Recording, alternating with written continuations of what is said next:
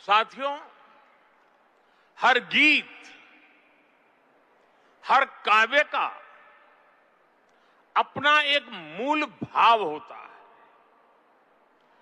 उसका अपना एक मूल संदेश होता है। वंदे मातरम का मूल भाव क्या है? वंदे मातरम का मूल भाव है भारत मां भारती। भारत की शाश्वत संकल्पना, वो संकल्पना जिसने मानवता के प्रथम पहर से खुद को गढ़ना शुरू कर दिया, जिसने युगों युगों को एक एक अध्याय के रूप में पढ़ा, अलग अलग दौर में अलग अलग राष्ट्रों का निर्माण, अलग अलग ताकतों का उदय, नई नई सभ्यताओं का विकास, शून्य से शिखर तक उनकी यात्रा और शिखर से पुनः शून्य में उनका विलय, बनता बिगड़ता इतिहास, दुनिया का बदलता भूगोल, भारत ने ये सब कुछ देखा है। इंसान की इस अनंत यात्रा से हमने सीखा और समय समय कर निकाले। हमने उनके आधार पर अपनी सभ्यता के मूल्यों और आदर्शों को तराशा, उसे गढ़ा। हमने, हमारे पूर्वजों ने, हमारे ऋषियों ने, मुनियों ने, हमारे आचार्यों ने, भगवंतों ने, हमारे देशवासियों ने अपनी एक सांस्कृतिक पहचान बनाई। हमने ताकत और नैतिकता के संतुलन को बराबर समझा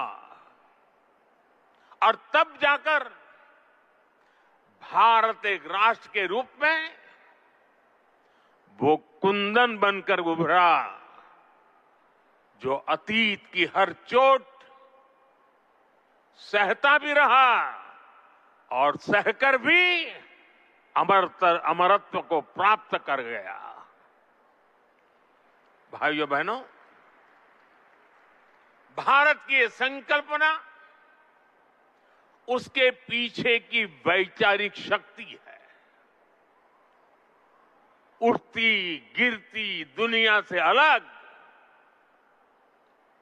अपना स्वतंत्र अस्तित्व बोध,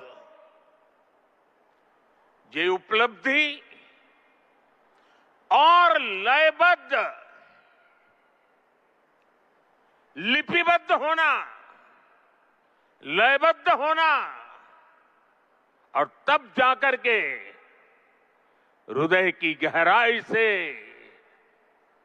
अनुभवों के निचोड़ से, संवेदनाओं की असीमता को प्राप्त कर करके वंदे मातरम जैसी रचना मिलती है।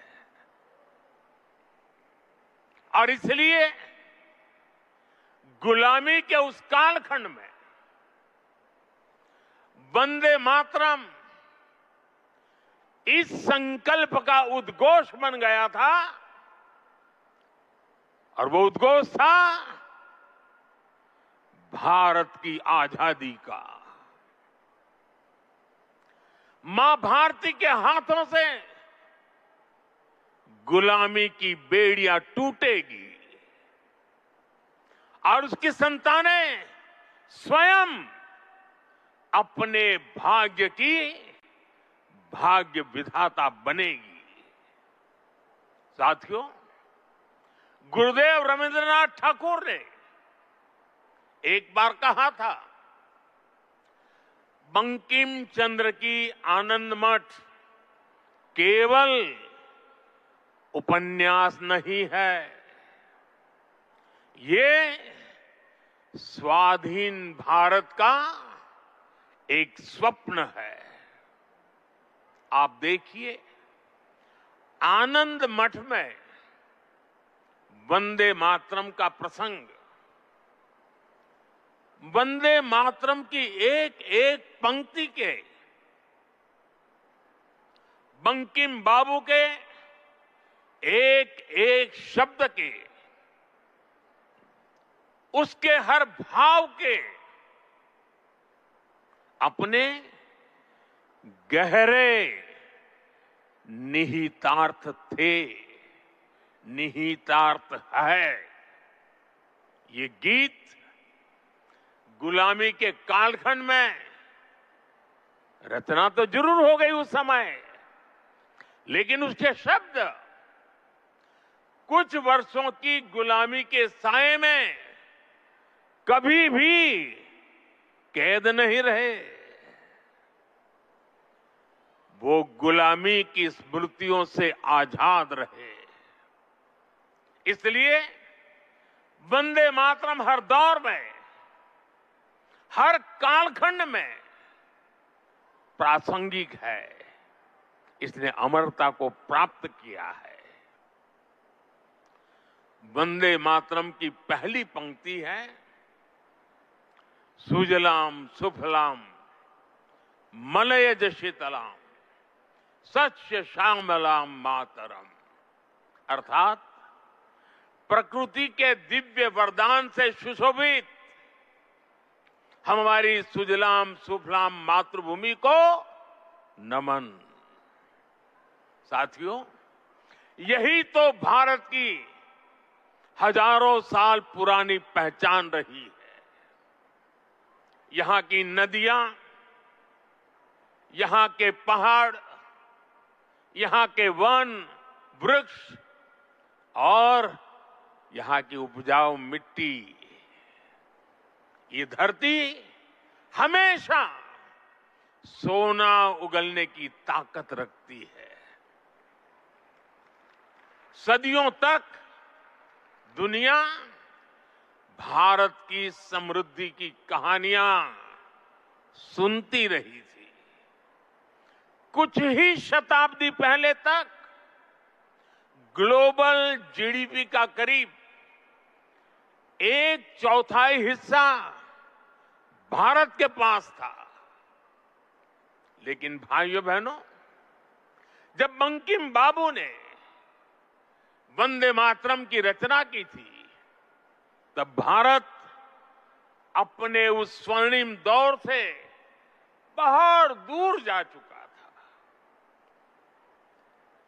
विदेशी आक्रमणकारियों ने उनके हमले, लूटपाट, अंग्रेजों की शोषणकारी नीतियां, उस समय हमारा देश गरीबी और भूखमरी के चंगुल में करा रहा था।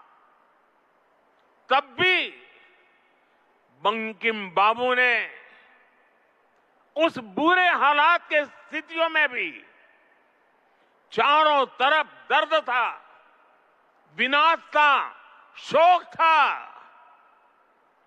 सब कुछ डूबता हुआ नजर आ रहा था। ऐसे समय बंकिम बाबू ने समृद्ध भारत का आह्वान किया, क्योंकि उन्हें विश्वास था कि मुश्किलें कितनी भी क्यों न हो, भारत अपने स्वर्णिम दौर को पुनर्जीवित कर सकता है। और इसलिए उन्होंने आह्वान किया, वंदे मातरम। साथियों, गुलामी के उस कालखंड में भारत को नीचा और पिछड़ा बताकर जिस तरह अंग्रेज अपनी हुकूमत को जस्टिफाई करते थे, इस प्रथम पंक्ति ने उस दुष्प्रचार को पूरी तरह से ध्वस्त करने का काम किया। इसलिए वंदे मातरम केवल आजादी का गान ही नहीं बना, बल्कि आजाद भारत कैसा होगा, वंदे मातरम ने वो सुजलाम सुफलाम सपना भी करोड़ों देशवासियों के सामने प्रस्तुत किया। साथियों, आज ये दिन हमें वंदे मातरम की असाधारण यात्रा और उसके प्रभाव को जानने का अवसर भी देता है। जब सन 1875 में बंकिम बाबू ने बंग दर्शन में वंदे मातरम प्रकाशित किया था, तो कुछ लोगों को लगता था कि ये तो केवल एक गीत है, लेकिन देखते ही देखते वंदे मातरम भारत के स्वतंत्रता संग्राम का कोटि कोटि जनों का स्वर बन गया। एक ऐसा स्वर जो हर क्रांतिकारी की जबान पर था, एक ऐसा स्वर जो हर भारतीय की भावनाओं को व्यक्त कर रहा था। आप देखिए, आजादी की लड़ाई का शायद ही ऐसा कोई अध्याय होगा जिससे वंदे मातरम किसी न किसी रूप से जुड़ा नहीं था। 1896 में गुरुदेव रवींद्रनाथ ठाकुर ने कोलकाता अधिवेशन में वंदे मातरम गाया। 1905 में बंगाल का विभाजन हुआ। ये देश को बांटने का अंग्रेजों का एक खतरनाक एक्सपेरिमेंट था, लेकिन वंदे मातरम उन मंसूबों के आगे चट्टान बनकर के खड़ा हो गया। बंगाल के विभाजन के विरोध में सड़कों पर एक ही आवाज थी, वंदे मातरम। साथियों, बरिसाल अधिवेशन में जब आंदोलनकारियों पर गोलियां चली, तब भी उनके होठों पर वही मंत्र था, वही शब्द थे, वंदे मातरम। भारत के बाहर रहकर आजादी के लिए काम कर रहे वीर सावरकर जैसे स्वतंत्र सेनानी, वो जब आपस में मिलते थे तो उनका अभिवादन वंदे मातरम से ही होता था।